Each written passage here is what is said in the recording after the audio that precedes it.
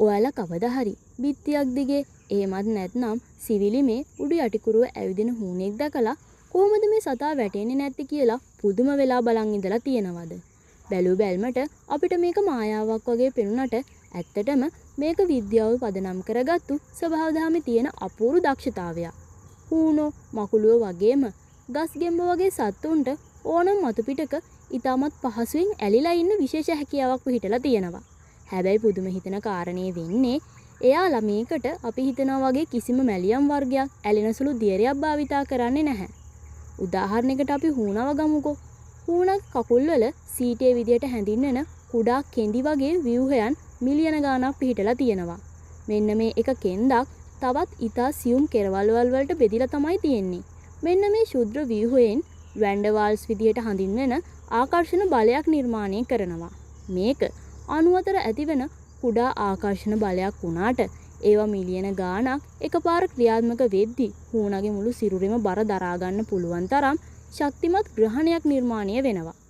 මකුළුවන් භාවිතා කරන්නේත් මේ වගේම උපක්‍රමයක්. මෙයාලගේ පාදවලත් මේ වගේ කුඩා කෙඳි පිහිටලා තියෙන හින්දා එයාලට බිත්ති දිගේ වගේම සිවිලිම දිගේත් ඉතා පහසුවෙන් ගමන් කරන්න පුළුවන්. ඒ වුණාට ගස්ගෙම්බ නම් පාවිච්චි කරන්නේ මීට වඩා ටිකක් වෙනස් ක්‍රමයක්. මෙයාලගේ පාදවල ඇඟිලි තුඩු මෘදුයි. ඒ වගේම තරමක් තෙතමනයක් තියෙනවා.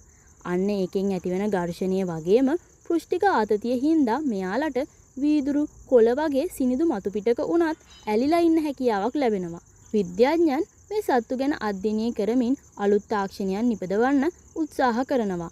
හුණන්ගෙන් ආభాෂය ලබාගෙන කිසිම සලකුණක් ඉතිරි කරන්නේ නැතුව ඕනම දෙයක තදින් අලවන්න පුළුවන් විශේෂ මැලියම් වර්ග නිපදවන්න පර්යේෂකයන් කටයුතු කරනවා. කිසිම දවසක ඇලෙන සුළු බව නැති වෙන්නේ නැති ටේප් වර්ග ඒ වගේම බිත්ති දිගේ ඉහළට යන්න පුළුවන් රොබෝවරුන් ගැනත් හිතලා බලලා තියෙනවා විද්‍යාඥයෝ. ඒවා අනාගතයේදී නිර්මාණය වෙන්නත් පුළුවන්. ඉතින් ඊළඟ වතාවේ බිත්තියක ඉන්න හුණෙක් දැක්කම මතක තියාගන්න මේ ඉන්නේ සාමාන්‍ය සතෙක් නෙවෙයි. මෙයාලා අපේ ඇහැට පේන්නේ නැති අමුතු ආකර්ෂණ බලයක් පාවිච්චි කරලා ගුරුත්වාකර්ෂණයට අභියෝග කරන භෞතික විද්‍යාවේ දක්ෂයෙක්. ඉතින් ඔයාලා මොකද හිතන්නේ අද අපේ වීඩියෝ එක ගැන? ඔයාලගේ අදහසත් අපිට කියන්න. ඒ වගේම මයින්ඩ් ස්පොට් අපේ YouTube channel එකත් subscribe කරන්න අමතක කරන්න එපා. ඔයාලා හැමෝටම සුබ දවසක්.